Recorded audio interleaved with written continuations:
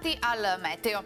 La settimana prosegue con condizioni meteorologiche molto variabili. Un'attiva perturbazione atlantica coinvolge il nostro territorio. Il dettaglio di giovedì 8 settembre. Sul Veneto cielo dapprima nuvoloso o coperto con alcune schiarite.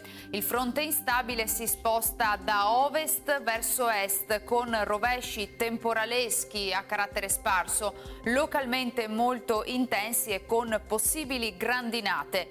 Precipitazioni in diradamento in serata.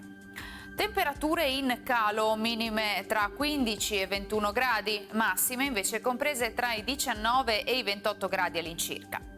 Spostiamoci ora sul Friuli Venezia Giulia, anche qui cielo grigio con temporali e piogge localmente abbondanti, anche forti, in particolare su pianura e costa.